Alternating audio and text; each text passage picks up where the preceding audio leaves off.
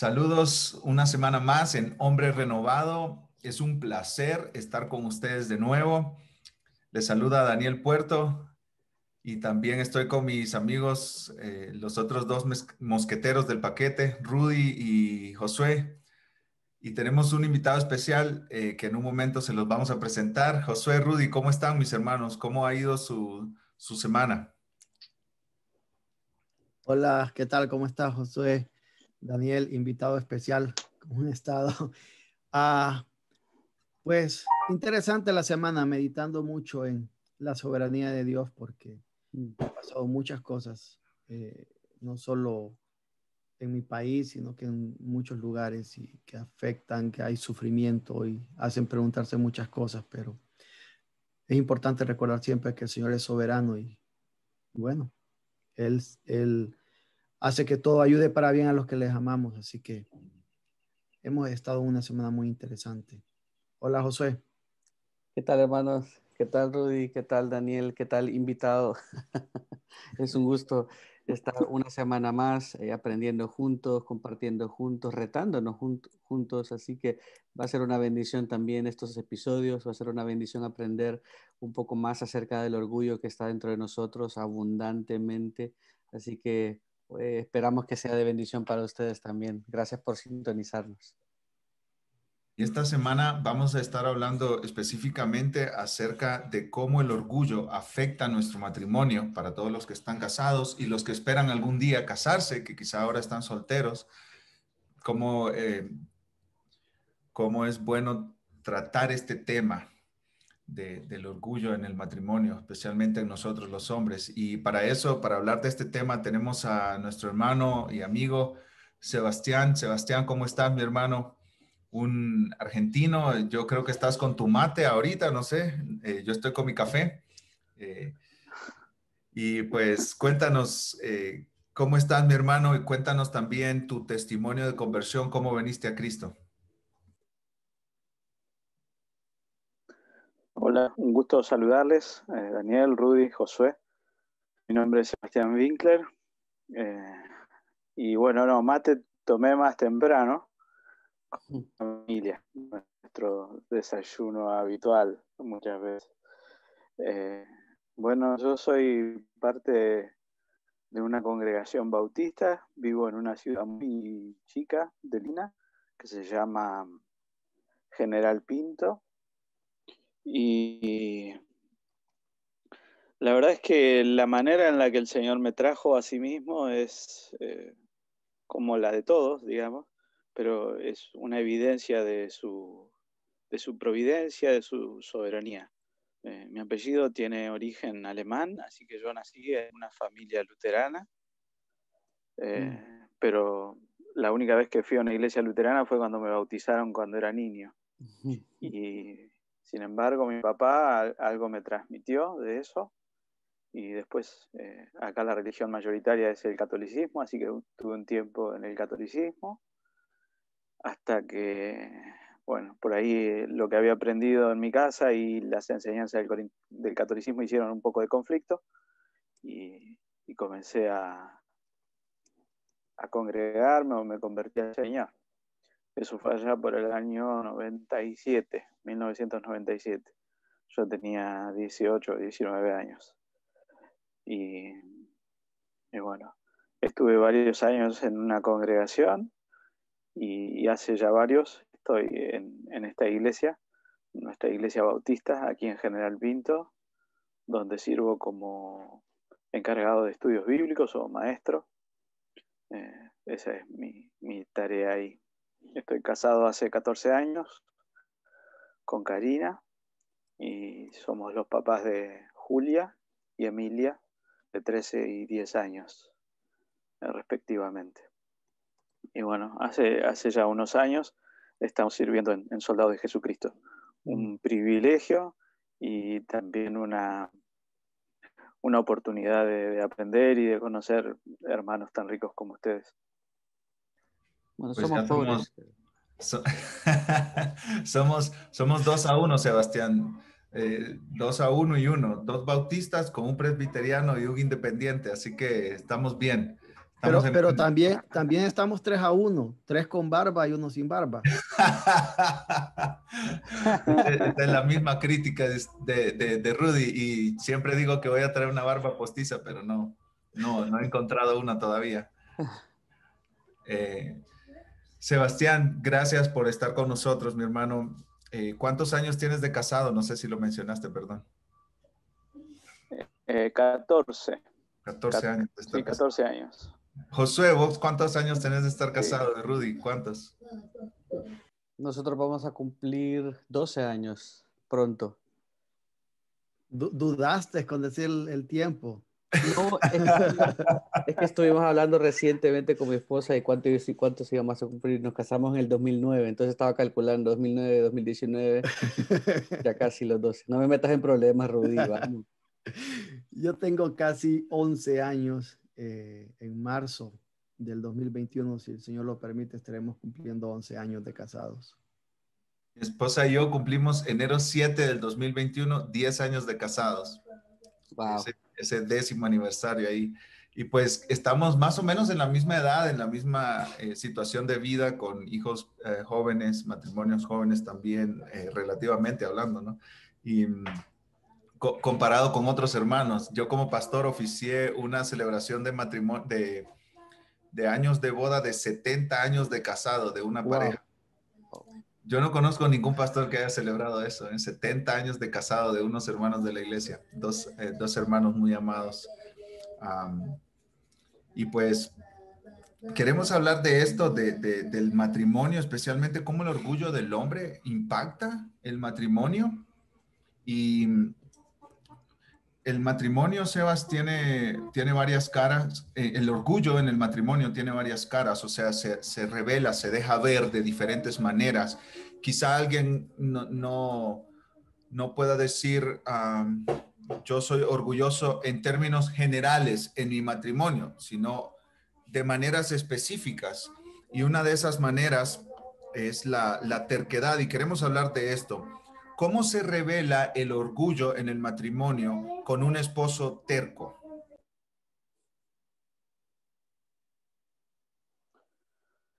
Bueno, digamos que el otro día estaba hablando con el pastor Ricardo Daglio, un compatriota acá argentino y colaborador también en Soldados, y hablábamos de esto mismo.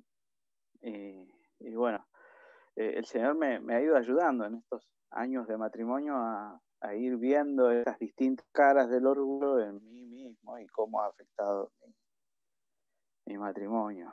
Y una de esas caras es obviamente la terquedad. Cuando nosotros surge algún desacuerdo entre uno y la esposa, y es muy común que nosotros nos demos cuenta de que la que tiene razón es ella. En algún momento nos tenemos que dar cuenta.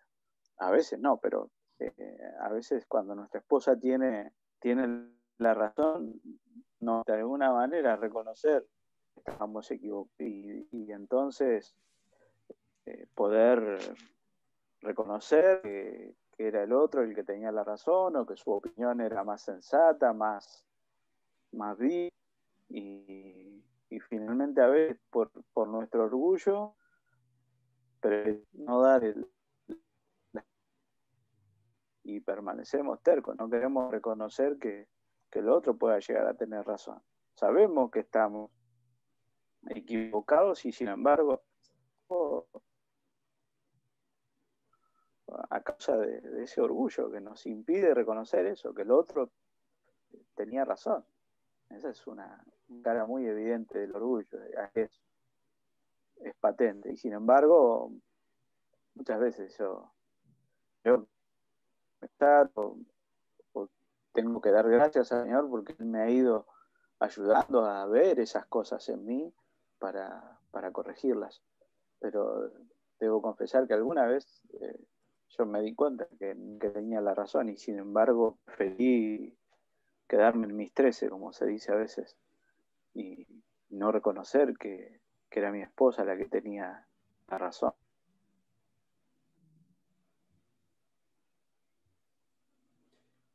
Sí, y es que de verdad suele suceder. Es tan fácil realmente que nuestro orgullo se manifieste en ese deseo de siempre tener la razón, de no reconocer, y a veces es por un tema de yo soy la cabeza de la casa, yo soy la cabeza de la familia y se tiene que hacer como yo diga.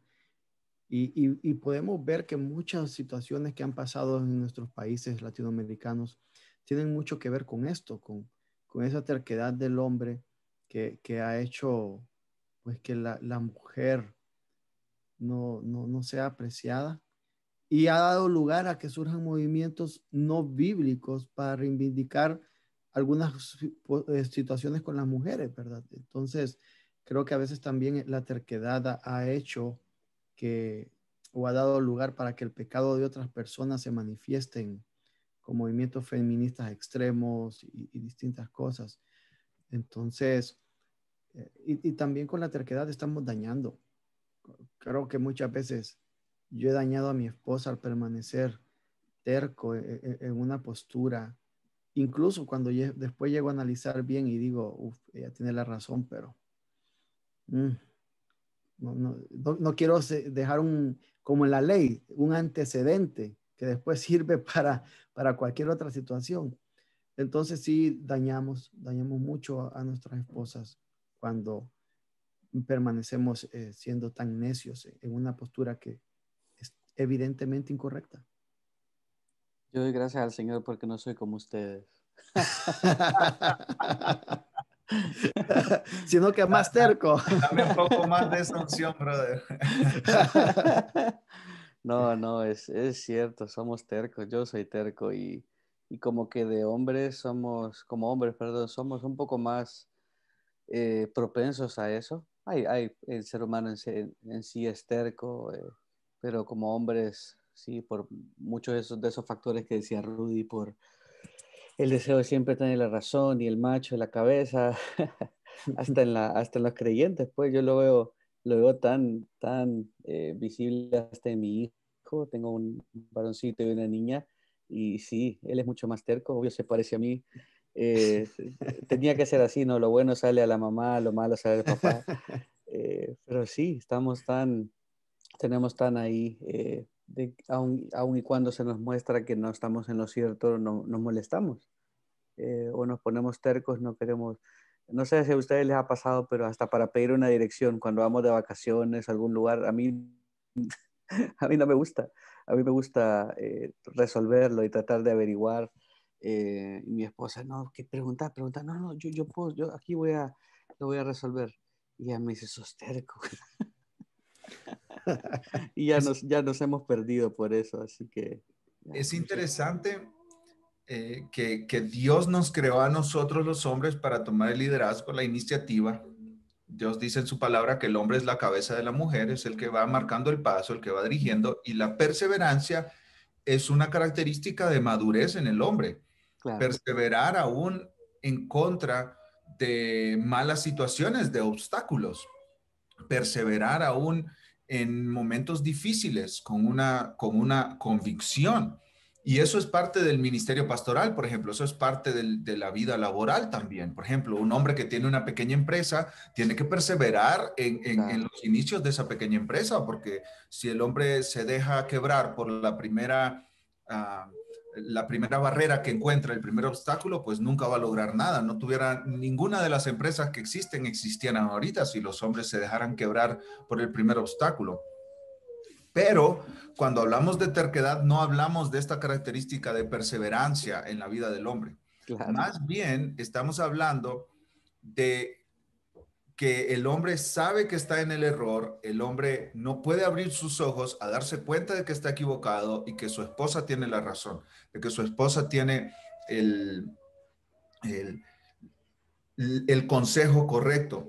Y yo, mientras hablaba, Sebas, me venía a mi mente el ejemplo de Nabal, este hombre que estaba casado con Abigail. En el primer libro de Samuel, capítulo 25, nosotros leemos que David fue al desierto a Parán y él con sus hombres cuidaban las ovejas y los pastores de un hombre que se llamaba Nabal. Y David le mandó a pedir a Nabal como una recompensa por todo este trabajo que estaban realizando. Y Nabal avergonzó a los hombres, ¿verdad? De David. Y David dijo, lo voy a ir a matar.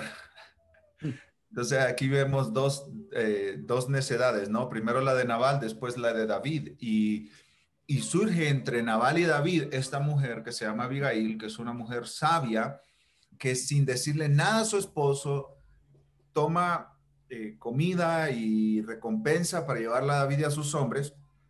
Y dice el versículo 23, primer libro de Samuel, capítulo 25, versículo 23, y cuando Abigail vio a David, se bajó prontamente del asno y postrándose sobre su rostro delante de David, se inclinó a tierra y se echó a sus pies y dijo, Señor mío, sobre mí sea el pecado, mas te ruego que permitas que tu sierva hable a tus oídos y escucha las palabras de tu sierva. No hagas caso ahora, mi señor, de ese hombre perverso. O sea, Abigail sabía con quién estaba casada. No hagas caso ahora, mi señor, de ese hombre perverso de Nabal, porque conforme a su nombre, así es. Él se llama Nabal y la insensatez está con él. Mas yo, tu sierva, no vi a los jóvenes que tú enviaste. Entonces estamos en una situación aquí donde el hombre Nabal está diciendo, mis chicharrones truenan, como dicen aquí en México, donde estoy viendo, solo mis chicharrones truenan, o como... quizás dicen más en general en América Latina, ¿no? Dar su brazo a torcer. Yo no voy a dar mi brazo a torcer. Es lo que yo digo y punto. No importa, aunque yo esté equivocado, por aquí voy a seguir. Y, y Abigail dice, sí, Nabal, él es insensato, así es su nombre, exactamente eso es. La cosa es muy obvia. Ustedes han cuidado sus rebaños, ustedes tienen que recibir recompensa. La cosa es muy, muy obvia. Pero Nabal ha decidido hacer todo lo contrario porque es insensato. Pero ahí está la esposa de Nabal saliendo a cuidar, a defender la causa y David después le agradece porque le dice, si no hubiera sido por ti, mis manos estarían manchadas de sangre porque David iba a ir a matar a Nabal. Y vemos que después le dio un paro cardíaco a Nabal, ¿no? Unos días después cuando se dio cuenta de lo que iba a hacer David. Entonces, vemos que esto es ser terco pecaminosamente para el mal de tu familia, para el, para el mal de tu esposa. Eso es ser terco, ser como Nabal. Seguir un camino aunque esté equivocado, seguir un camino aunque sea pecaminoso. Y el hombre que dice, yo voy a hacer lo que yo quiera, aunque esté equivocado, aunque vaya contra todo el consejo piadoso de mi esposa y de otras personas, ese hombre es terco y ese hombre está revelando un corazón lleno de orgullo, lleno de orgullo. Y cómo, Sebas, el Evangelio te ayuda a reconocer tu orgullo, a reconocer tu terquedad como un fruto de tu orgullo y cómo el Evangelio te aparta de ese camino de terquedad.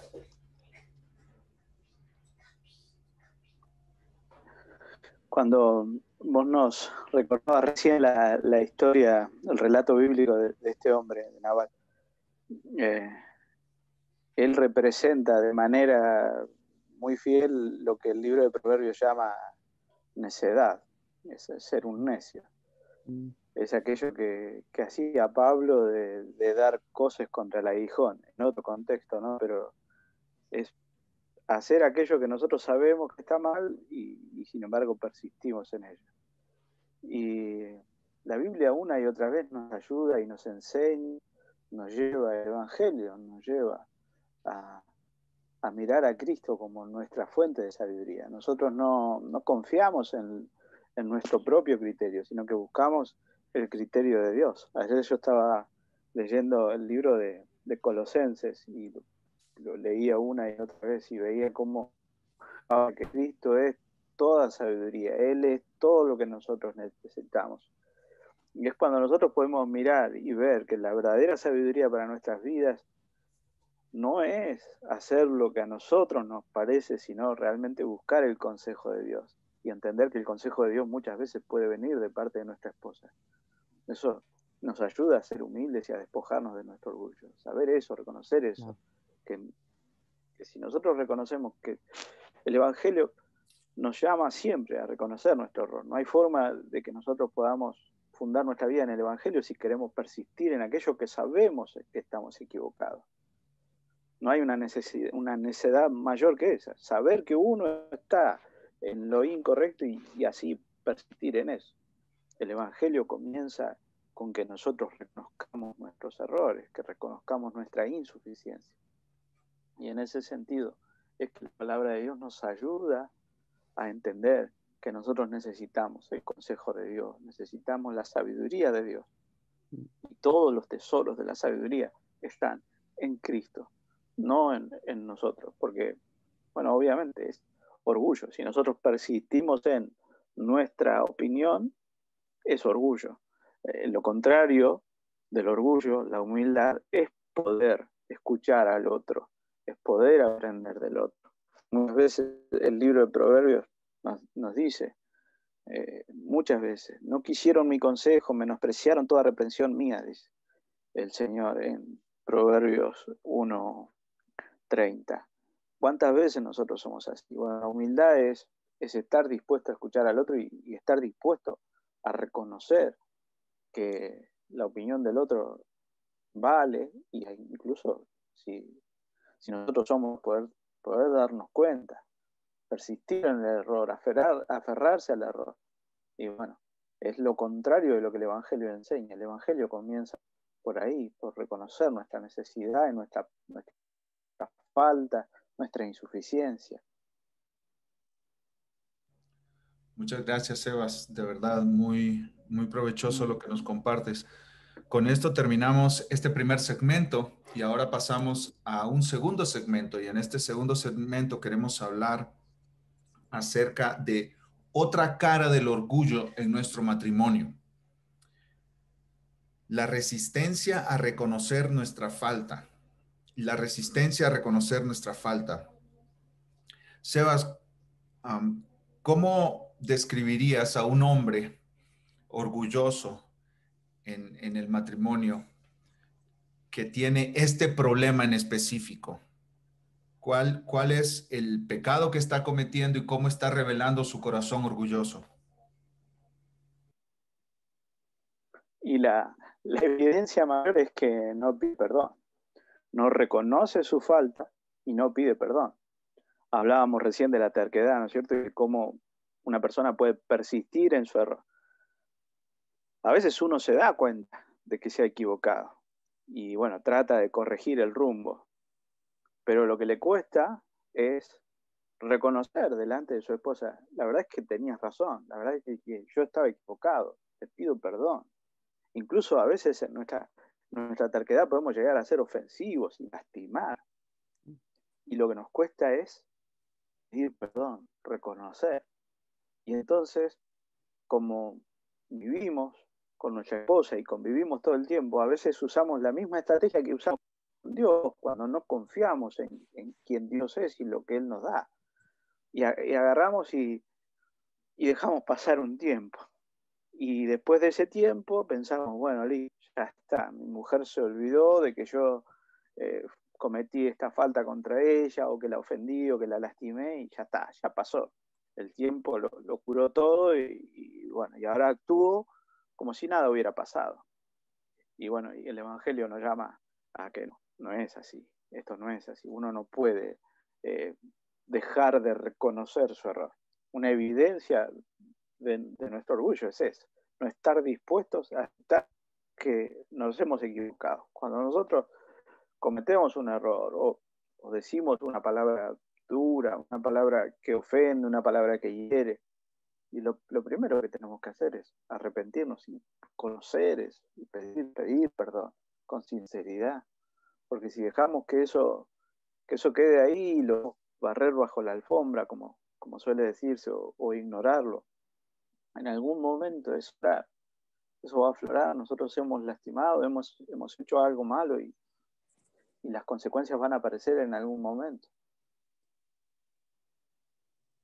Realmente es tan difícil eso. Muchas veces reconocer nuestra falta nos vemos tan susceptibles, incluso aunque lo hayamos aceptado de alguna manera y ya cedimos, nos cuesta regresar y pedir perdón. Y si no, no hubiera tanto mandato en la Escritura de pedirnos perdón. Por ejemplo, Colosenses 3:13 dice, soportaos unos a otros, perdonaos unos a otros si alguno tiene queja contra otro. De la manera que Cristo os perdonó, así también hacedlo vosotros. Y es como que no hemos recibido perdón nosotros, no estamos dispuestos a perdonar o a pedir perdón.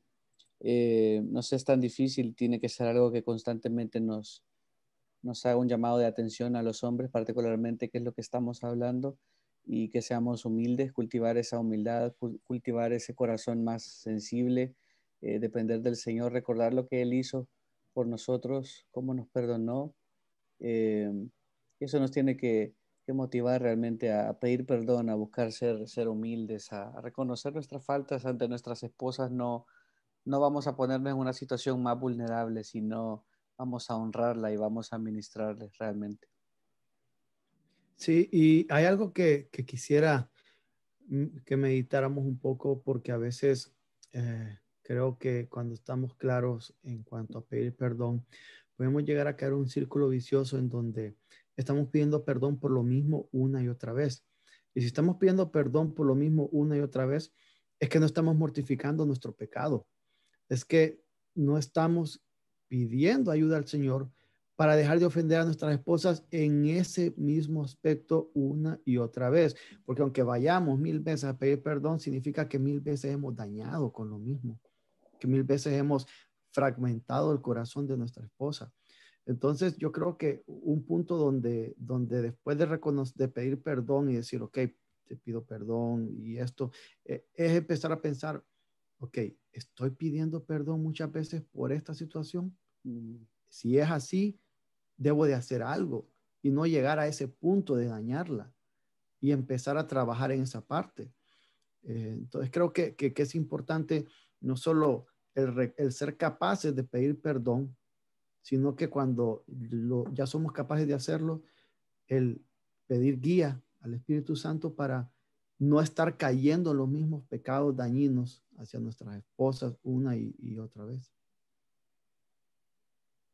Sí es, quizás yo me siento muy identificado, Sebas y hermanos, con lo que ustedes dijeron, porque no, a mí se me hace muy fácil en lo personal señalarle los errores a mi esposa, pero cuando yo me doy cuenta de un error mío, me quedo callado. Y mi esposa no es de las que todo el tiempo me pasa recordando, por la gracia de Dios, no es de las que todo el tiempo me pasa recordando. Otra vez, Daniel, otra vez volviste a hacer lo mismo, volviste a caer en el mismo hoyo, volviste a cometer el mismo error. Mi esposa no vive así conmigo. A mí se me hace muy fácil vivir y tengo que morderme la lengua y tengo que pedirle el poder del Espíritu Santo para que toda palabra que salga de mi boca sea de edificación, no una constante crítica a ella, porque eso pone mucho estrés en nuestro matrimonio y lastima su corazón también. Pero a mí se me hace fácil mostrarle su error, pero cuando yo sé que yo estoy en error, que yo he fallado, que yo he fracasado, que yo he hecho algo mal, me quedo callado, no digo nada. Como dice Sebas, barrerlo debajo de la alfombra y ahí quedó. No pasó nada. Así como que se olvide las cosas, se van olvidando por ahí. Pero Dios me llama a reconocer mi falta, a reconocer mi error, a reconocer mi pecado, a no dejarlo que el tiempo lo vaya borrando sin hablarlo. Y como decías, José, eso hace mucho bien a nuestra esposa, el que nosotros reconozcamos nuestro pecado, nuestra falta, y más bien le estamos sirviendo como testimonio, como ejemplo vivo de cómo vive un cristiano. Un cristiano reconoce sus faltas, un cristiano reconoce sus pecados. Y también, quizá en nuestras devociones familiares, a veces lo hemos hecho pedirnos perdón mutuamente y le estamos dando ejemplo a nuestros hijos de cómo se vive el evangelio en el día a día. En la vida normal de una persona. Yo estaba recordando el ejemplo del rey David, que cuando él cometió pecado, ¿verdad? Adulterio, le robó la esposa a uno de sus oficiales más fieles del ejército y después en la propia mano de este oficial del ejército mandó su carta de muerte. Y, y el rey David esperó que la mujer pasara su duelo y después la mandó a llamar, se casó con ella oficialmente, digamos. La mujer tuvo el hijo, o sea, ¿cuántos meses han pasado? Han pasado meses y meses y meses ahí. Quizá hasta un año pasó y el hombre no dijo nada, no habló nada, como dejemos que el pecado se evapore por ahí, ¿no? Que la gente deje de pensar en ello. Y vemos en segundo libro de Samuel, capítulo 12, Jehová envió a Natán a David. Fue cuando Dios tuvo misericordia de David. David está dejando el pecado, barriéndolo debajo de la alfombra y Dios dice, no, esto no puede ser así. El pecado tiene que ser confesado, el pecado tiene que salir a la luz. Y ahí es donde nosotros tenemos la confesión de Salmo 51, ¿no es cierto? Ten piedad de mí, oh Dios, conforme a tu misericordia, conforme a la multitud de tus piedades, borra mis rebeliones, lávame más y más de mi maldad y límpiame de mi pecado, porque yo reconozco mis rebeliones. Aquí está. Esta es una señal de que Dios está tratando contigo, con tu vida, con tu corazón, contigo. Cuando tú reconoces tus rebeliones, cuando tú le puedes decir a tu esposa, ¿sabes qué? Me equivoqué. ¿Sabes qué? Pequé. ¿Sabes qué? Te hablé mal. Perdóname. Esta es una muestra de la gracia de Dios en tu vida. Y todos nosotros tenemos que vivir con esta convicción. Siempre tendremos algo que reconocer y algo por lo cual pedir perdón, porque somos pecadores, pecamos. No por nada, tantas veces en el Nuevo Testamento nos menciona la palabra del Señor, perdónense unos a otros, sopórtense unos a otros, tengan paciencia, no por nada, porque Dios sabe que vamos a pecar, entonces nos está poniendo los medios de gracia para que nosotros podamos mantener nuestras relaciones sembradas en el Evangelio y seguir creciendo en madurez y ser personas más y más como Cristo. Preach it. ¿Cómo dices, Josué? Preach it. Exactamente. Eso es lo que nosotros necesitamos, reconocer nuestras faltas. Y para un orgulloso es difícil, de difícil a imposible reconocer su falta, reconocer su pecado. El orgulloso no se equivoca. El orgulloso no se equivoca. Siempre tiene excusas, siempre tiene explicaciones, siempre tiene argumentos, siempre tiene defensa. Siempre, siempre, siempre. Aunque tú le digas, estás equivocado, brother. No, pero es que tú no sabes, es que tú no conoces la situación en la que yo estoy pasando, estás equivocado, brother. Puede ser, todos sus pastores le están diciendo, estás equivocado. Su esposa le está diciendo, estás equivocado. Sus amigos piadosos le están diciendo, estás equivocado. Leyó en el blog, en el blog aquel que estás equivocado, pero él siempre sigue insistiendo que no. Y pues... es una muestra de orgullo. Sebas, dime, ¿cómo el Evangelio te cambia? ¿Cómo el Evangelio te quita esa resistencia a reconocer una falta, un pecado?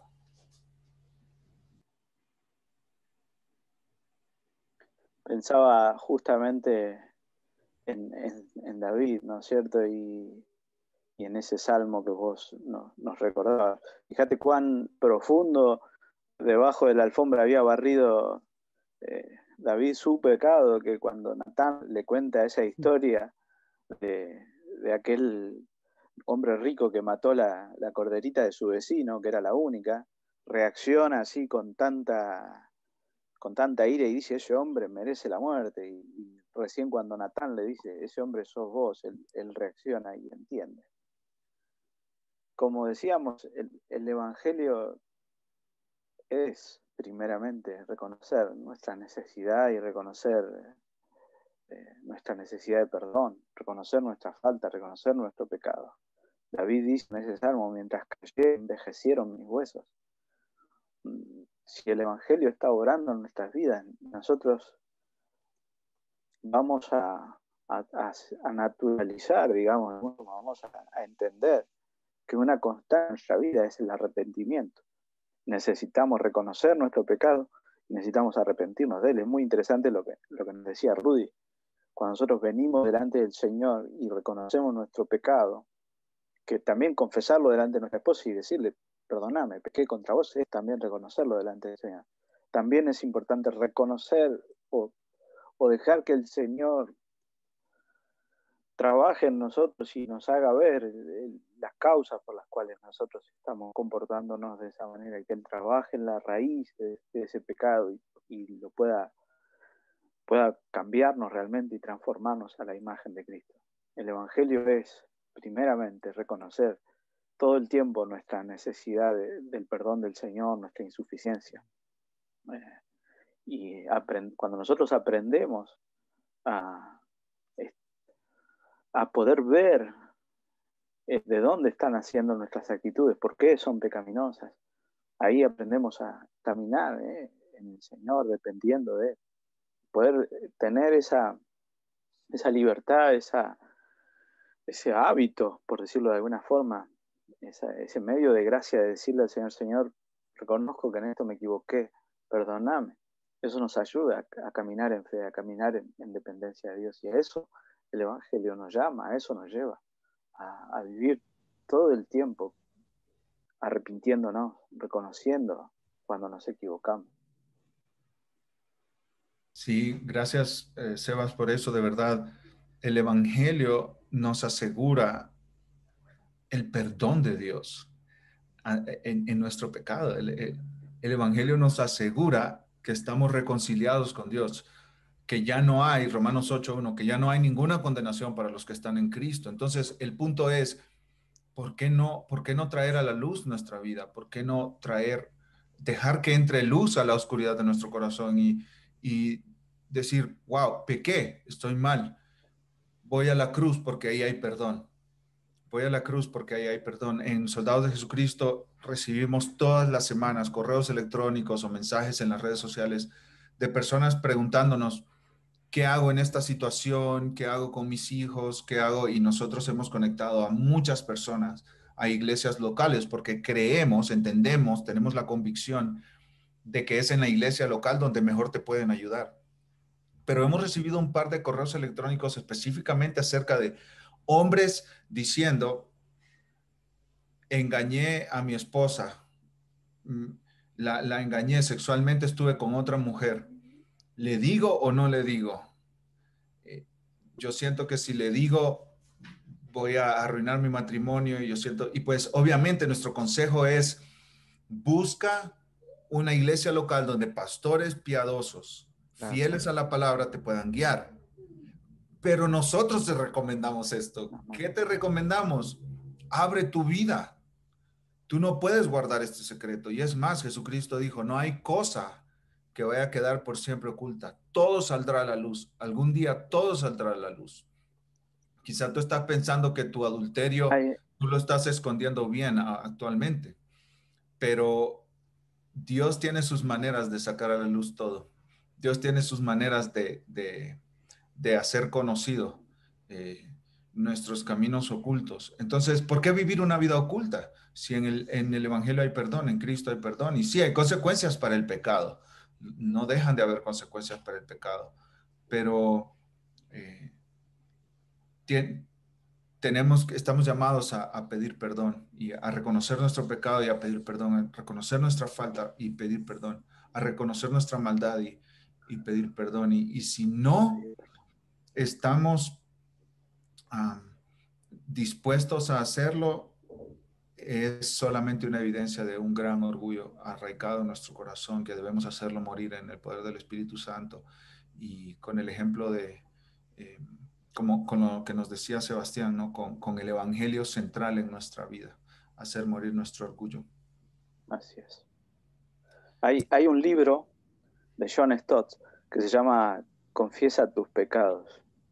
Bueno, es muy precioso el libro. Él analiza varias cosas, algunas cuestiones de la iglesia a la que él pertenecía, de la denominación anglicana, pero hay una verdad que a mí me quedó muy, muy patente de ese libro y que me ayuda mucho en esto. Y es que esto que la Biblia nos enseña: si nosotros pretendemos tapar nuestro pecado, Dios lo descubre. Dios lo va a hacer evidente, como decías vos. Ahora, cuando nosotros descubrimos nuestro pecado delante de Dios, cuando nosotros lo confesamos, Dios cubre nuestro pecados, con su perdón, con su gracia, con su misericordia en el Evangelio. Así es, muchísimas gracias, Sebas, por esto. Con esto terminamos este segmento y ahora pasamos a un nuevo segmento. En este nuevo segmento queremos hablar acerca de otra cara del orgullo de nuestro matrimonio, la manipulación. ¿Qué es ser manipulador, Sebas, y cómo eso se muestra en nuestro matrimonio, en el día a día?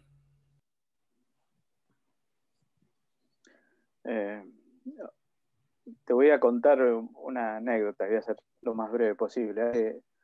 Hace bastante tiempo, con alguien nos fuimos de pesca con un amigo y resulta que se nos fue el tiempo y estábamos sin señal y entonces, bueno, cuando decidimos volver nos dimos cuenta de que había hecho mucho más tarde de lo que pensábamos volver y de que no habíamos tenido señal en el teléfono. Y cuando miro mi teléfono había varias llamadas perdidas de mi esposa, evidentemente preocupada porque lo que sea. Y entonces le dije, mirá qué tarde se nos hizo. Y digo, se va a reenojar, pensando en mi esposa, ¿cómo debe estar? Pensaba yo, porque no le habíamos avisado, porque no habíamos vuelto a horario. Y él le agarra y me dice, no, dice, ¿sabes lo que voy a hacer yo? Él no es creyente. Ahora cuando yo llego, yo la miro, dice, si está enojada, yo me hago más el enojado. Y entonces ella me ve enojado y no me dice nada. Y así estoy un tiempito enojado y zafo de que mi esposa me reprenda por lo que yo he hecho mal. Y la verdad que en ese momento a mí me causó gracia, pero después me hizo pensar mucho. Esto era una forma de manipular, tratar de que jugar con los sentimientos del otro, con la idea del otro, generar culpa en el otro para evitar mi responsabilidad. Sí. Tratar de tirar lo que hizo Adán, ¿no? Lo que él había hecho, fue la mujer que me diste. Eso es manipular. Tratar de jugar con el sentimiento del otro. Y no tan evidentemente en eso, porque no me sale a mí actuar así enojado, haciendo grandes aspavientos. Pero sí, muchas veces nosotros tenemos reacciones cuando queremos conseguir algo, cuando pensamos de una forma o de otra, podemos llegar a tener actitudes cuyo origen es el orgullo y cuyo propósito es, si no podemos conseguir eso que queremos de una forma correcta, y bueno, tratamos de manipular a nuestra esposa o a quien sea para conseguirlo. Uno conoce qué cosas pueden hacer generar culpa en el otro, o nos hacemos los lastimosos, cosas que en realidad no son así. Mostramos nosotros otra cara porque sabemos que esa cara hace que el otro reaccione de una forma, o esperamos hacerlo reaccionar de la forma en la que nosotros queremos. Y no estamos siendo honestos, Y la palabra de Dios nos llama a ser honestos realmente. Eso ha sido un aprendizaje para mí, el poder ser explícito y honesto en aquello que quiero y en el por qué lo quiero, y poder examinarme a mí mismo y darme cuenta de cuáles son las motivaciones. Y entonces no caer en eso del manipular. Pero muchas veces nosotros sentimos o pensamos de una forma y nos ponemos otra actitud, digamos, o actuamos con el único fin de manipular. Y detrás de eso está el deseo de conseguir nuestro deseo egoísta, nacido del orgullo.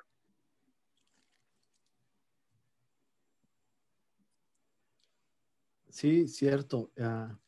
Es tan fácil ponernos las caras de víctimas, la careta de víctima, para que pues logremos muchas cosas que queremos obtener y que vienen de nuestras pasiones pecaminosas. Y hablando entre hombres, a veces suele ser que nos ponemos una careta de víctima, ya sea molesto o como de no te importo, hacia nuestras esposas, cuando tal vez no se da la actividad sexual que estamos esperando, cuando no se da de la forma como estamos esperando, o a veces puede ser que dependiendo del trasfondo que traigamos, cuando hemos distorsionado por nuestro trasfondo la sexualidad, estamos esperando que sucedan cosas que no son reales, y todo eso es producto de nuestro deseo pecaminoso, y cuando no se da, podemos empezar o a molestarnos, a poner una cara de molestia o una cara de no te interesas por mí con nuestra esposa, para que ella pueda ceder ante algo que tal vez ella no quiere o que en su conciencia ve pecaminoso. Entonces, también creo que es necesario que muchas veces hagamos un alto y pensemos en si nuestro entendimiento de la sexualidad es el correcto, o si estamos con muchas distorsiones producto de amistades, de pornografía, de no haber sido instruidos por la persona correcta en este tema, y dejar también de ver a nuestras esposas como el objeto que va a satisfacer nuestros deseos sexuales, y no verla como una compañera con la cual nos deleitamos en ese momento. Entonces, cuando a veces la frustración por nuestros pecados sexuales puede llevar a querer manipular a nuestra esposa de una u otra forma. Sí, Rudy, y lo que estás hablando me recuerda de la historia de Amnón y Tamar. Amnón, Sí. dice 2 Samuel 13, estaba Amnón angustiado, Amnón, hijo de David, hasta enfermarse por Tamar, su hermana, pues por ser ella virgen le parecía a Amnón que sería difícil hacerle cosa alguna. Y Amnón habla con un amigo, ¿no? Jonadab, un amigo perverso. Sí. Y Jonadab le dice, acuéstate en tu cama y finge que estás enferma. Ahí está la clave, fingir.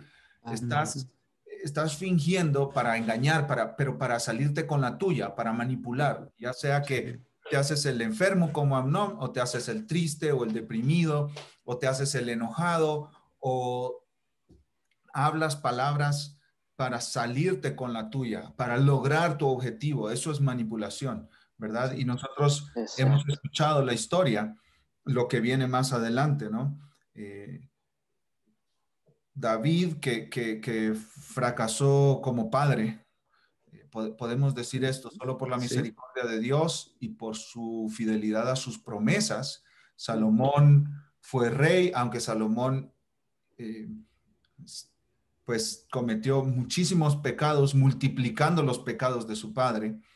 Y después vemos cómo en Roboam se partió el reino, ¿verdad? En dos. Entonces, David fracasó como padre. Y claro, nosotros entendemos que él obtuvo el perdón de Dios, pero no porque David era perfecto, sino por la misericordia de Dios. Así como es con cada uno de nosotros, ¿verdad? Somos perdonados no por nuestros méritos, sino por la obra de Cristo en la cruz. Pero vemos cómo David le da permiso a Tamar para que vaya con Amnón sin tan siquiera averiguar qué pasa con Amnón, si hay alguna situación en la vida de Amnón que no esté bien. Y Tamar va y Amnón la viola sexualmente, se aprovecha de ella, y tenemos este caso de abuso sexual en la Biblia. Y pues Tamar es deshonrada, y después tenemos la venganza de Absalón, el hermano de Tamar. Amnón y Tamar. Entonces, este es un caso claro de manipulación, de un hombre que está fingiendo para salirse con la suya, de un hombre que está manipulando las circunstancias para lograr su objetivo. Y eso es orgullo, una expresión de orgullo en el matrimonio, cuando nosotros como esposos estamos manipulando a nuestras esposas para salirnos con nuestro cometido, con nuestro propósito. Estamos fingiendo ser lo que no somos, como decía Sebastián. No estamos siendo honestos, no estamos hablando con honestidad. Nuestro sí no está siendo sí, nuestro no no está siendo no. Estamos tratando de salirnos con nuestro cometido, nuestro propósito, nuestro objetivo. Y eso es pecado y viene de un corazón orgulloso, de un corazón que no tiene escrúpulos para salirse con la suya, de un corazón, de alguien que para lograr sus objetivos se para encima de las espaldas de quien sea.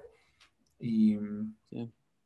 esto se da en hombres en el mundo laboral, ¿no es cierto? Sus esposas le dicen, Ben está más tiempo con los niños en la casa y hacen sentir mal a sus esposas. Tú no quieres que mi empresa progrese y por eso me estás diciendo que esté más tiempo en la casa. Yo tengo que estar afuera en el trabajo. Entonces hace sentir mal a la esposa, manipulándola para que ella deje de llamar a su esposo hacia el hogar donde es la prioridad del esposo. Hay muchas maneras en que el esposo pueda manipular a la esposa, pero es una clara manifestación del orgullo dentro del matrimonio.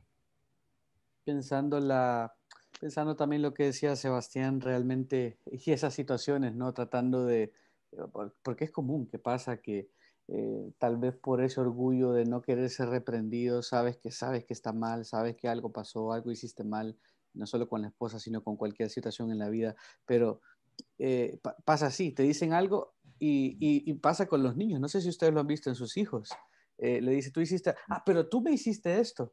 Siempre es tratar de poner algo por encima, porque, ok, yo hice esto, pero tú me hiciste esto. De alguna manera regresarlo, lo que vimos en Adán y Eva, lo vemos una y otra vez y somos tan fáciles de hablar. Veo en Proverbios, pensaba, aún el necio cuando calla es contado por sabio. El que cierra sus labios es entendido.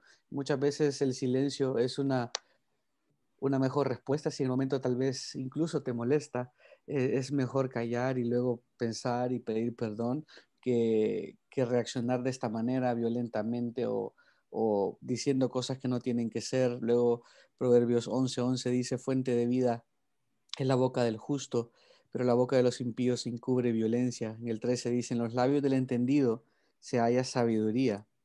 Y en el 14 dice, los sabios atesoran conocimiento, pero la boca del necio es ruina cercana. Y es lo que hacemos. Es lo que hacemos cuando contestamos de esta manera, cuando manipulamos de esta manera con nuestras palabras o nuestras acciones. Lo que estamos haciendo es comportándonos como necios, no como sabios, trayendo más ruina, empeorando la situación, pecando aún más contra nosotros y contra nuestro cónyuge. Y es algo que tiene que hacernos recapacitar, mejor callar, pensar, reconocer. Es difícil, no queremos ser confrontados, no queremos ser hallados faltos o con alguna falta, pero no es lo que el Señor nos manda en la Escritura. Mientras tú conversabas, José, venía a mi mente un ejemplo práctico, digamos, de este tema de la manipulación.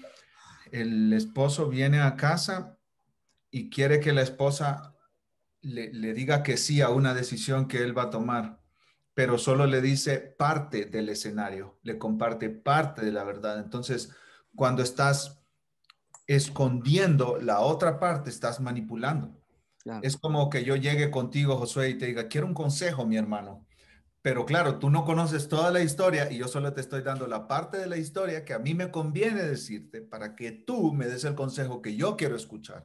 Entonces, al final del consejo, tú me vas a decir, no, sí, sí, esa es la mejor decisión, la que tú estás tomando, porque yo solo te estoy diciendo esta parte de la historia. Y esto es manipulación porque te quieres salir con la tuya. Sí, buen punto.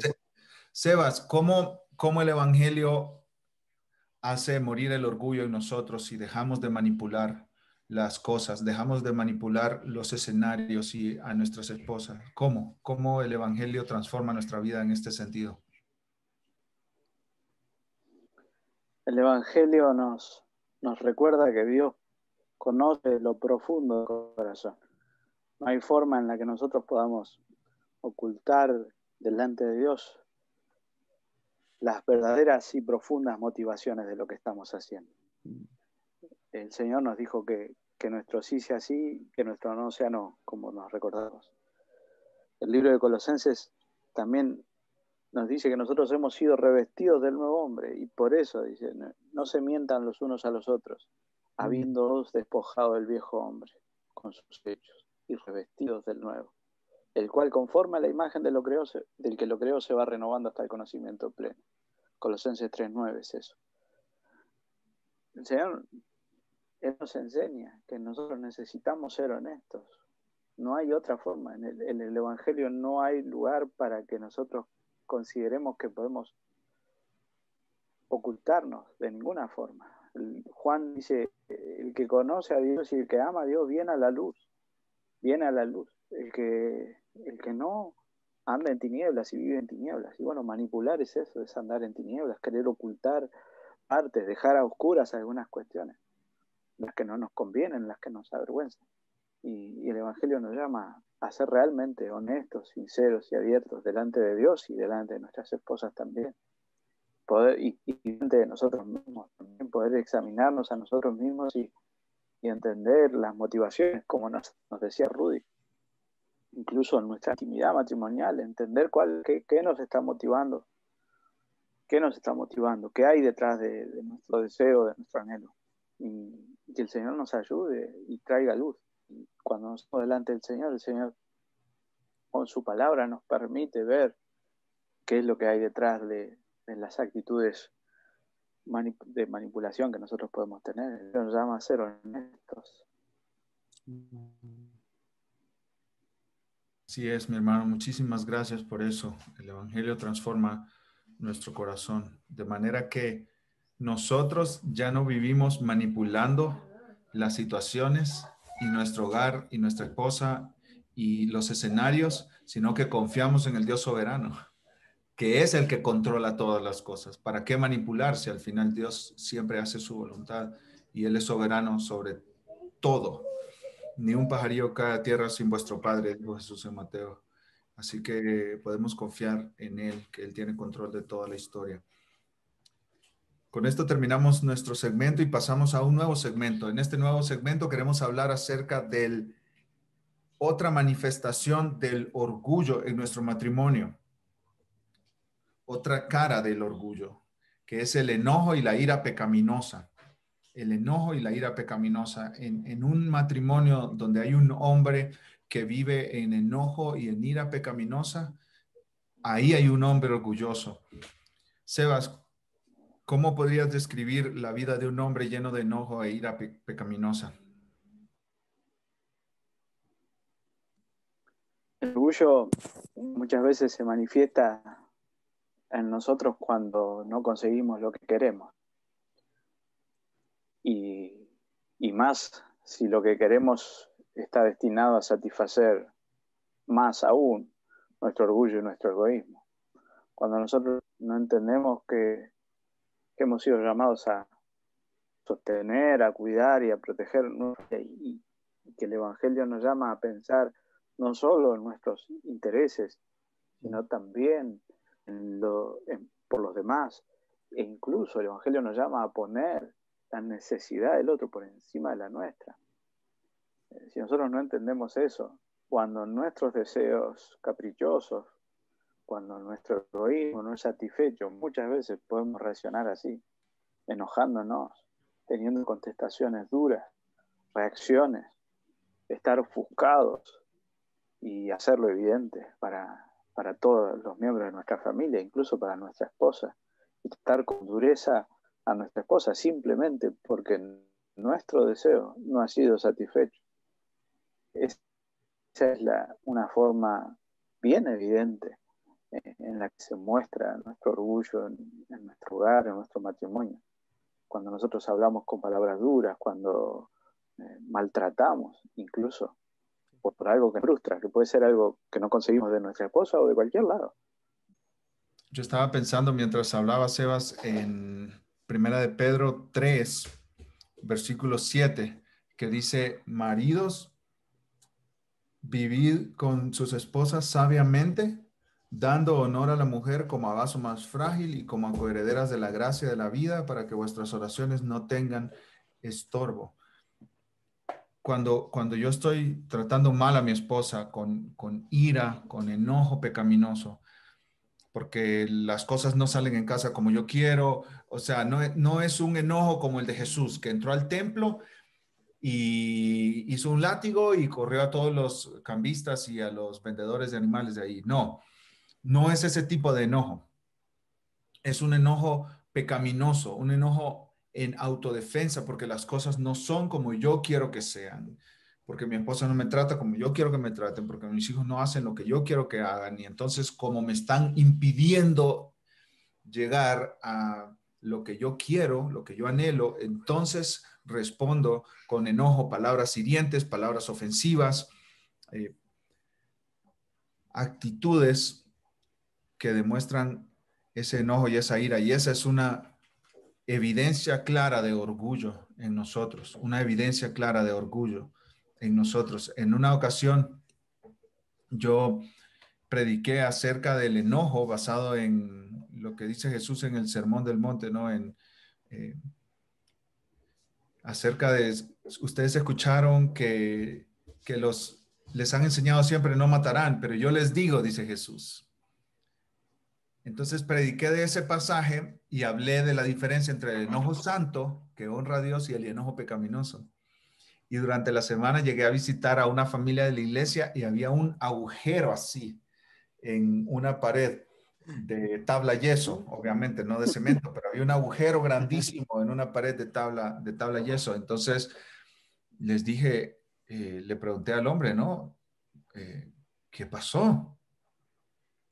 Y me dice, yo abrí ese hoyo con mi puño, le pegué ahí un golpe a esa pared y abrí ese hoyo con mi puño. Entonces le dije, ¿pero por qué? Y me dijo, enojo santo, pastor. Me enojé con mi esposa. Entonces yo le dije, brother, eso no es enojo santo, pero usted nos dijo que sí había enojo santo en la iglesia el domingo, así que eso, yo lo demostré, mi enojo santo, rompiendo la pared. Entonces yo tuve que explicarle Ay, que era un enojo pecaminoso, obviamente un enojo pecaminoso, que él está para servir a su esposa. Imagínate cómo va a intimidar a su esposa el que este hombre actúe con violencia, aunque no sea directamente con ella, pero rompiendo algo en la casa. Claro. Que la ira se demuestre de esa manera. Por supuesto que va a intimidar a su esposa y eso no es tratarla como el vaso más frágil, como coherederas de la gracia de la vida. No, no es tratar a la mujer con honor, no es vivir con ella sabiamente, considerándolas a ellas como hijas de Dios y gente y personas que nosotros tenemos que amar y cuidar y valorar y hacer florecer. El enojo y la ira dentro del hogar es una expresión de un corazón orgulloso, de un corazón lleno de orgullo, lleno de sí mismo, que solo busca lo suyo. Y solo Dios nos puede ayudar a hacer morir ese pecado en nosotros. Y es que la ira realmente es eso, es que no me están saliendo las cosas como a mí me gustan, ni siquiera es un celo santo como lo quieren tratar de poner a veces, sino es eso, es que no me salen las cosas como yo quiero, no me está resultando este día, mi familia no está respondiendo, no estamos saliendo a la hora que dijimos que íbamos a salir, yo esperaba de este día esto y está saliendo lo otro, entonces me enojo de una manera tan grande que arruino el día de todos los demás y vuelvo a Proverbios 14:29. El lento para la ira tiene gran prudencia, pero el que es irascible ensalza la necedad. Y por el otro lado, incluso si encontráramos a una persona o a nuestras esposas muy molestas, la suave respuesta aparta el furor, mas la palabra hiriente hace subir la ira. Y luego dice, la lengua del sabio hace grato el conocimiento, pero la boca de los necios habla necedades. Y en esa ira a veces decimos de más, decimos cosas que no queremos decir, se nos pasa la mano, herimos a todos los que nos rodean, a nuestras esposas, a nuestros hijos. eh, y realmente no estamos actuando otra vez como necios, estamos permitiendo que se sobreponga sobre nosotros esa ira, ese enojo, no estamos respondiendo de la manera que deberíamos y no estamos agradando al Señor, no estamos dando el ejemplo a nuestros hijos, no estamos ayudando en la santificación de nuestra esposa, estamos siendo de tropiezo sobre ellos y está reflejando realmente nuestro pecado, no que ellos se tardaron, no que ellos no lo hicieron bien, no que como me respetaron mi sueño, mi día como lo había planeado, realmente solo está reflejando el orgullo, el pecado dentro de mi corazón. Sí, y también el tema ahí Es con eso cuando no nos salen en los planes como queríamos, no nos sale el día como lo habíamos planificado y viene ese gran molestia en nosotros. Al final, realmente es una molestia contra Dios, contra la providencia del Señor. Cuando no salen mis planes de la adolescencia, de que a los 20 y tanto, 30 y tanto iba a tener esto, iba a hacer lo otro, iba a haber viajado, iba a tener este tipo de trabajo, este tipo de familia. Cuando llegamos a ese punto donde decimos, para esta fecha debería haber logrado esto y no lo hemos logrado, viene una enojo, una ira que es contra Dios y es contra la providencia del Señor y le estamos diciendo, Dios, yo sé mejor que tú lo que a mí me conviene. ¿Por qué no me lo has dado?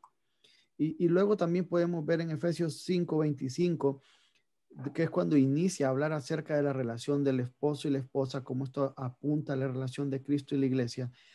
Y en ese 25 dice, maridos, amad a vuestras mujeres, así como Cristo amó a la iglesia y se dio a sí mismo por ella. Y luego sigue desarrollando el tema. Pero el punto es que amar a nuestra esposa significa amarla de una forma sacrificial que fue como Cristo ama a la iglesia. Y cuántas veces nos sucede que estamos viendo el deporte, el evento deportivo que queríamos y está nuestra esposa allá a lo lejos cocinando y dice, olvidé esto, podrías ir a la tienda a comprarme esto otro y ¿por qué no lo compraste antes? Y mira que estoy esperando este evento deportivo y que yo no sé qué más. Y sale ese Que juegue malestar. Independiente. No, que juega River. Entonces, sale ese tipo de cosas por una situación como esta. No estamos amando sacrificialmente a nuestras esposas. Y no significa que vamos a ir y vamos a decir, ay, qué contento estoy de dejar de ver el evento deportivo del mundo para ir a la tienda a comprar, no sé, sal. Pero aunque nos duela, es un amor sacrificial y no respondemos en ira ante nuestra esposa, dañándola y luego mostrando eso a nuestros hijos. Hace unos días hay algo que a mí me pegó como muy pocas cosas me habían pegado tan retadoras y estábamos en cenando o almorzando, uno de los dos tiempos de comida y de la nada mi hija que tiene 5 años dijo, yo quiero casarme con un hombre como mi papi. Y cuando dijo eso, nunca había sentido tanta presión en mi vida por lo que ella está viendo en mí. Y creo que hombres, nuestros hijos nos están viendo. Los varones están viendo un modelo de esposo que deben ser y las niñas están viendo un modelo de esposo que les gustaría tener. Y aunque no va a ser exactamente ese molde porque cada pecador tiene sus pecados propios, pero estamos enseñando a nuestros hijos cuando respondemos en ira. Entonces, cuando yo veo que mi hijo está viendo un programa de televisión y mi hija le dice algo y explota, estoy pensando, se parece mucho a la otra vez que yo exploté. Claro. Entonces, tenemos que pensar en eso también. Hay algo de lo que quiero que escribamos muchísimo en Soldados de Jesucristo, porque hemos escrito muy poco. Quizá algún párrafo alejado de algún artículo, pero quizá traer esto más a la superficie, sacarlo de debajo de la profundidad del océano y traerlo más a la superficie, porque creo que es algo que afecta mucho a nuestras sociedades en América Latina, que es el pecado y la barbaridad del abuso doméstico, del abuso físico. Podemos decir que la ira y el enojo pecaminoso se expresan de muchas maneras, pero una de las peores expresiones es el abuso físico y nuestra amada América Latina es conocida por abuso físico, por mucho abuso físico, por años. Se ha conocido nuestra amada América Latina con problemas de abuso físico de hombres sobre sus esposas, de violencia doméstica, de golpes. Y yo he estado en cortes presenciando juicios de mujeres que demandan a sus esposos por violencia doméstica. Y eso es muy triste. En América Latina y en el mundo de latinos en Estados Unidos también es más común de lo que pensamos. Y y en nuestras iglesias es muy triste que hayan casos de violencia doméstica, donde hombres golpean a sus esposas. Para mí es el peor, la peor demostración de cobardía de un hombre que golpea a su esposa. De verdad, yo eh, no deseo más más para ese hombre que lo meta en una cárcel. Y que le den todo el peso de la ley y de la justicia. Y nosotros estamos de acuerdo con el Consejo sobre la Masculinidad y Feminidad Bíblicas, que en marzo del 2018 dijeron: condenamos todas las formas de abuso físico, sexual y o verbal. Ellos dijeron: creemos que el abuso no solo es un pecado, sino también un crimen. Es destructivo y malo. El abuso es un sello del diablo y está en oposición directa a los propósitos de Dios. No se debe tolerar el abuso en la comunidad cristiana. Y también escribieron: creemos que la iglesia y los líderes del ministerio tienen una obligación especial de denunciar abusos a las autoridades civiles. Creemos que la iglesia debe preocuparse con amor, atender a los abusados y ayudarlos a encontrar esperanza y sanidad a través del evangelio. Creemos que por el poder del Espíritu de Dios, la iglesia cristiana puede ser un instrumento del amor y la sanidad de Dios para quienes estuvieron en relaciones abusivas, como así también ser ejemplo de unidad en un mundo fracturado y quebrantado.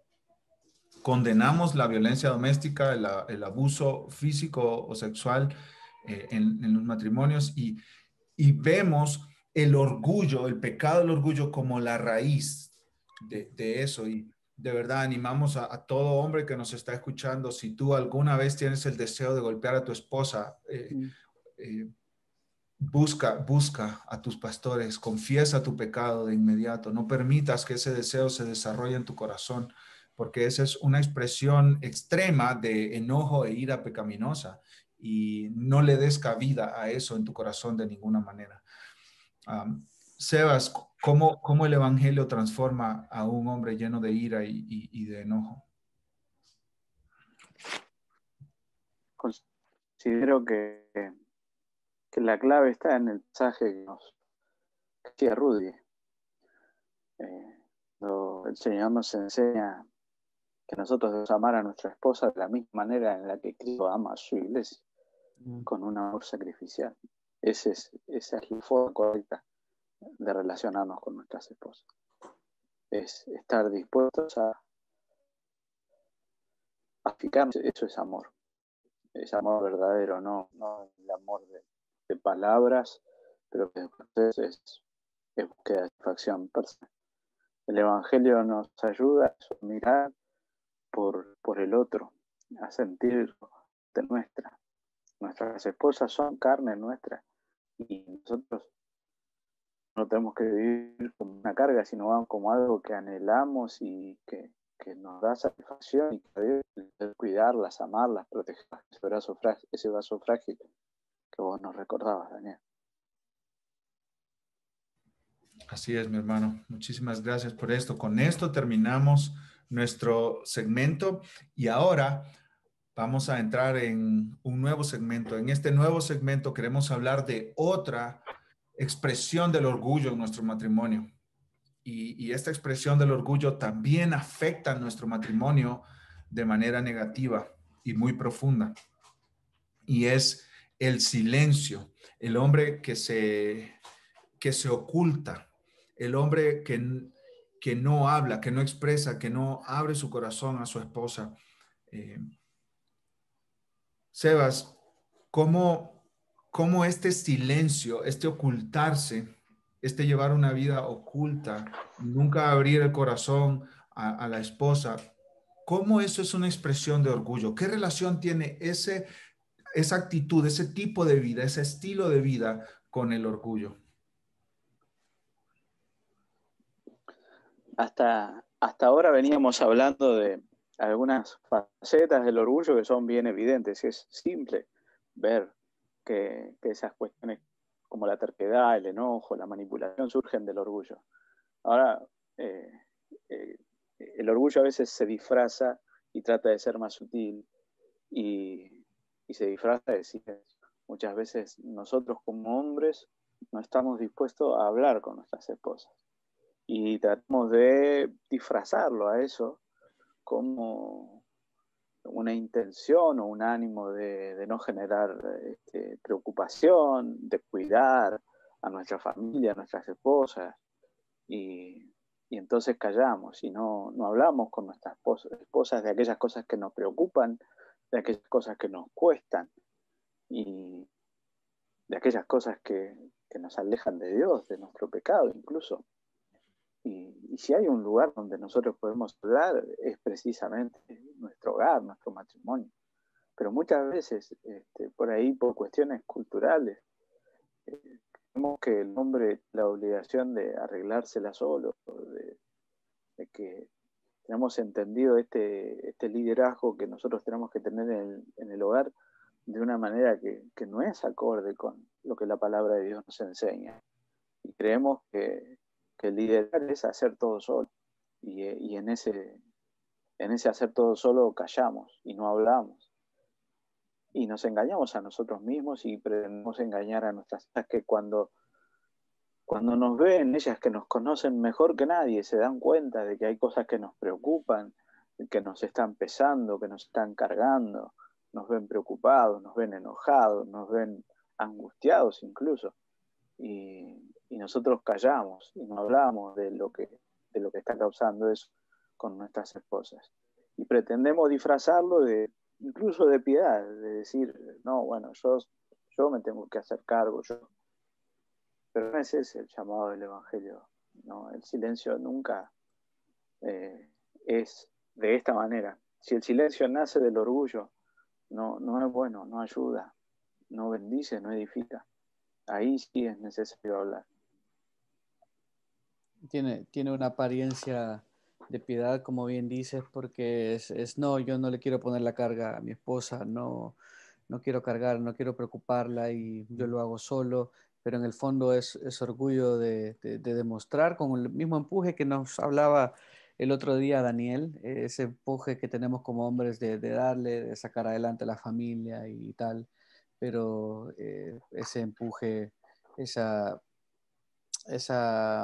programación con la que el Señor nos ha hecho puede tornarse fácilmente pecado al no querernos ver vulnerables, al no querer compartir, al querer hacer uno y depender de uno mismo y no compartir la carga como uno que somos. Y creo que podemos vernos tentados a llevar a la contraria los proverbios que hemos estado hablando, que les leí hace los días anteriores también, donde dice que hay que callar, pero no hay que callar demasiado, no en ese contexto, hay que callar cuando tal vez no tenemos las palabras adecuadas o estamos molestos, estamos enojados, en ese sentido hay que callar, pero no quiere decir que debemos callarlo todo y no decir nada, sobre todo que también nuestras esposas son más relacionales, a ellas les gusta la comunicación, nosotros tendemos a ser más callados, más reservados, pero debemos cultivar eso y no lo digo porque lo haya dominado, sino porque yo mismo lucho con eso. Realmente, siendo sincero, es algo con lo que lucho, me cuesta y constantemente tengo que estar haciéndolo y aun y cuando yo creo que lo estoy haciendo bien, no lo estoy haciendo bien y debemos constantemente estar trabajando en eso, independencia del Señor. Sí, es que solemos olvidar que somos una sola carne con nuestras esposas y juntos estamos llevando el matrimonio. A veces pensamos que por la responsabilidad de ser cabeza en el hogar, significa que tenemos la exclusividad en cuanto a decidir algunas situaciones de la familia, en cuanto a cargar algunas preocupaciones que puedan estar dándose. Y realmente tenemos que hacerlo juntos, tenemos que poder hablar. Y bien decía Sebastián que es el lugar donde tenemos que abrirnos, mostrarnos quiénes somos. Y no es pecado mostrarse vulnerable con nuestras esposas, abrir el corazón y decir, me preocupa esto, o esto me da temor, o estoy pensando demasiado en esto otro, porque juntos debemos de estar. Si creo que es la relación, nuestro matrimonio es la relación después de la relación con Dios, es la relación más importante que vamos a tener, más importante que la relación con nuestros hijos, es la relación con nuestras esposas. y debemos de aprender a llevar todo y a hablar las cosas. Y sí, es un punto donde creo que particularmente los hombres necesitamos aprender a trabajar, pero también necesitamos aprender a trabajarlo con nuestros amigos. Creo que en su momento a veces hemos hablado que está un poco menospreciada la relación de amistad entre hombres y el poderle decir a un hombre, te amo, de la forma como David lo decía a Jonatán, que lloró profundamente por su muerte. Necesitamos también tener amistades fuertes y sólidas los hombres, donde podamos hablar también, presentar lo que nos está sucediendo, abrirnos y tener ese apoyo de hombres piadosos que van a entendernos y van a poder guiarnos y soportarnos en las situaciones que estemos pasando. Mi esposa y yo hablamos a menudo de que no queremos llegar al punto donde los hijos se vayan de nuestra casa, quedar con el nido vacío, se casen, se vayan a estudiar, se vayan a trabajar, lo que sea que Dios tenga para ellos, y nosotros voltearnos a ver y decir, ¿y quién es este? ¿Y quién es esta? Nosotros hemos hablado mucho acerca de eso, pero para llegar a ese punto tenemos que cultivar una relación de vidas abiertas, de mucha comunicación, de mucho conversar, de abrir nuestro corazón, de confesar nuestros pecados, como dice Santiago capítulo 5. Confesados vuestras ofensas unos a otros y orad unos por otros. Y qué mejor lugar que hacerlo que en nuestro matrimonio, que en nuestra casa, decirle a nuestra esposa, estoy luchando con esto, estoy luchando con esta tentación, estoy luchando con este pecado. Ayúdame a orar por mí, no sé cómo controlar las redes sociales, mi teléfono está siendo como una esclavitud para mí, estoy batallando en el trabajo con esto, estoy batallando en mi vida espiritual con esto. Y realmente, mis amados hermanos, hay hombres que a veces prefieren ir y hablar estas cosas con sus amigos que con su esposa, y eso es desastroso para la relación matrimonial, porque estás diciéndole a tu esposa, quizá no con tus palabras, pero con tus acciones, que hay otras personas más importantes para ti que ella, que tú prefieres hablar con otros que con ella, y eso es un desastre, y pues no lleva a la unidad en el matrimonio, no lleva a la armonía en el matrimonio, sino que lleva al que nos alejemos el uno del otro. Y en nuestra iglesia utilizamos un libro para consejería prematrimonial que se llama Camino al Matrimonio, de Editorial Poema. Muy bueno ese libro, porque cubre toda la vida de una pareja con Jesús como el centro, y ha sido una gran bendición. Incluso lo hemos usado en consejerías matrimoniales con personas que tienen que empezar a poner fundamentos desde cero. Y tiene un capítulo que se llama La comunicación con Jesucristo en el centro. Y este escritor dice, Rob Green creo que se llama, dice que no puedes construir relaciones significativas a menos de que estés dispuesto a ser honesto, aun cuando ser honesto sea difícil. No puedes, como decía Rudy, tener amigos genuinos, amigos de verdad, amigos para toda la vida, de esos amigos con los que compartes tus mayores dolores, tus mayores tristezas, tus mayores alegrías. Y no puedes tener una relación significativa con tu esposa si no eres honesto, si no abres tu corazón. Deja tu búnker, sal de tu búnker. Hay un mundo allá afuera y es un mundo bueno, es un mundo de honestidad, de una vida abierta, de una vida compartida con otros. Yo conozco a hombres, mis amados hermanos, que nadie conoce su vida. Nadie sabe lo que estos hombres están haciendo. Nadie conoce su horario, a qué hora se levantan, a qué hora se van a dormir, si miran películas o no miran películas, si juegan videojuegos o no. ¿En qué están? ¿En qué están en su vida? Nadie conoce su vida. Y eso no es bueno. Eso no es bueno. Eso no es bueno ni para la esposa, ni para su matrimonio, ni para sus hijos, ni para su iglesia local, ni para él a largo plazo. Estás destinado a una vida de soledad. Estás destinado a una vida ensimismada y oculta. Y no permitas que eso suceda. No permitas que eso suceda. Abre tu corazón. Permite que tu esposa entre a ver qué hay ahí, cómo está esa casa, cómo están esos cuartos, que no haya closets ahí cerrados, que tengan un rótulo ahí que diga sin acceso. acceso restringido solo a mí. No, no permitas que eso suceda. Abre tu vida con otros. Las relaciones significativas, profundas, son en base a la comunicación honesta, a que yo abra mi vida contigo, tú abres tu vida conmigo y nuestra relación florece. Y todos necesitamos ese tipo de relaciones, empezando en nuestro hogar con nuestra esposa. Así es. Así es. Sebastián, ¿cómo el evangelio puede hacer que un hombre que está cerrado pueda abrir las puertas de su vida, de su corazón? ¿Cómo el evangelio logra eso en el hombre? El Evangelio me ayudó, me hizo entender el concepto de gracia, el concepto de misericordia. Como vos nos decías hoy, cuando nosotros podemos confesar nuestras faltas sabiendo que si nosotros confesamos nuestro pecado, Dios es fiel y justo para perdonar nuestro pecado. Nosotros podemos abrir nuestro corazón porque sabemos que en Dios hay gracia, que en Dios hay perdón. Y la forma en la que Él quiere que nosotros reaccionemos frente a nuestro pecado es trayéndolo delante de Él, entregándoselo a Él, confesando. El Evangelio nos ayuda también a que esa misma gracia esté presente en nuestras relaciones. El Evangelio me ayudó a entender también que yo no soy autosuficiente, que dependo de Dios total y plenamente, que por mí mismo yo no puedo.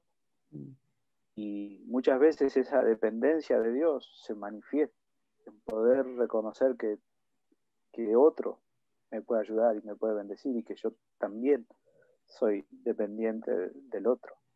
Cuando leía hace poco el libro de Génesis, pensando en este tema, ¿no? En el orgullo y el silencio y cómo actúa nuestro matrimonio, algo que me llamó la atención muchísimo es como cuando el Señor crea a Adán, Él dice, no es bueno que el hombre esté solo y le haré ayuda idónea. Nos hizo una ayuda, sabe que nosotros necesitamos una ayuda. Y cuando nosotros callamos, lo que estamos diciendo es, yo no necesito la mujer que vos me diste, no te necesito a vos, yo me basto solo. Y el Evangelio es precisamente lo contrario, es reconocer que no me basto solo, reconocer que necesito a Dios y que Dios ha provisto para esa insuficiencia mía a través de mi esposa. Entender eso es entender realmente qué significa ser un hombre que se anima a hablar con su esposa, a traer al matrimonio, al ámbito del matrimonio, sus problemas, sus inquietudes, sus luchas, porque ese es el mejor lugar, como decimos, el mejor lugar es ese. Nadie nos conoce mejor que nuestra esposa, nadie está más dispuesta a perdonarnos y a extender gracia a nosotros después del Señor que ella. Y eso es precioso. Nuestro matrimonio es un tipo donde la gracia de Dios también se manifiesta. Este ha sido un tema muy importante para mí, en el que yo doy gracias, he aprendido muchísimo de esto en los últimos tiempos. Y obviamente todo lo aprendido me hace reconocer y darme cuenta de que aún falta muchísimo que Dios obre en mí. Pero durante mucho tiempo yo reaccioné de esta forma, callando. Cuando tenía un problema, cuando había una inquietud, no hablaba. Y cuando fui aprendiendo a hablarlo con mi esposa, y la verdad es que muchas veces ya fue la respuesta del Señor para mí, porque ella me sugirió la solución que yo no podía ver por mí mismo. Y aunque a veces ni siquiera charlándolo entre los dos podíamos encontrar una solución, la carga, lo que sea, la preocupación, se alivianaba mucho. No es lo mismo, nosotros nos alienamos, nos encerramos en nosotros mismos. No estamos aprendiendo a depender de Dios. Dios nos ha dado esta gracia, Dios nos ha dado nuestras para bendecirnos, para ayudarnos, para que nosotros podamos realmente madurar y crecer. Nos ha dado a la iglesia, nos ha dado amigos, como dice Rudy, que nos ayudan. Pero el Evangelio nos ayuda a entender esto, que nosotros no somos suficientes en nosotros mismos. Y entender y vivir de acuerdo a estas verdades hace que el hombre sea realmente libre. Nosotros pensamos que tenemos que solucionar todo por nosotros mismos y en nuestras fuerzas. Y bueno, estamos siendo orgullosos y el orgullo lo único que causa es destrucción, caída. No hay forma en la que nosotros podamos pensar, tener una vida de acuerdo a la voluntad de Dios y dejamos que sea el orgullo lo que nos domine. Sí, y creo que quisiera sumar un poquito porque mientras hablaban, meditaba en lo que hemos conversado hasta este momento de cómo nuestra relación con nuestras esposas es mayor que la relación con nuestros hijos o con amigos, pero también para aquellos hombres que están teniendo sus primeros años de matrimonio, es importante que estemos conscientes que nuestra relación con nuestra esposa es más importante que nuestra relación con nuestros padres. Y a veces suele darse que le damos mayor importancia a la opinión de nuestras madres que a la opinión de nuestras esposas. Nos preocupamos más por el bienestar de nuestras madres que por nuestras esposas. Y no estoy diciendo que no nos importen nuestros padres o nuestros padres. Estoy diciendo que nuestras mamás, si están con nuestros padres aún, tienen quien las esté cuidando. Pero nosotros somos llamados a cuidar a nuestra propia carne, que es nuestra esposa, y a velar por el bienestar de ella. Y si vamos a abrirnos, debemos de abrirnos primero ante nuestras esposas antes que ante nuestros padres. Entonces, como les digo, no estoy haciendo un llamado a deshonrar a nuestros padres, pero sí es un llamado a darle la importancia que nuestra relación matrimonial tiene por sobre cualquier otra relación humana. Recientemente entrevistaba a un hombre libanés como una tarea de mi clase del seminario y este hombre le preguntaba qué papel, qué rol tiene la familia en tu cultura. Y me decía, los papás primero. Primero, antes que todo, antes que cualquier cosa, aunque antes que la misma esposa, me dijo. Y yo indagué, ¿no? Y me dijo, indagué por qué era eso así. Y me dijo, tú te puedes conseguir otra esposa, pero papá nunca te los consigues otra vez. Y obviamente es algo cultural de donde él viene, del Líbano, pero no es algo bíblico. No es algo bíblico. Dejará el hombre a su padre y a su madre y se unirá a su mujer y los dos serán una sola carne. Nunca seremos una sola carne con nuestra mamá o con nuestro papá, pero sí seremos una sola carne con nuestra esposa. Así que qué mejor lugar para abrir nuestro corazón, abrir nuestra vida, que ahí, con esa persona con quien somos uno.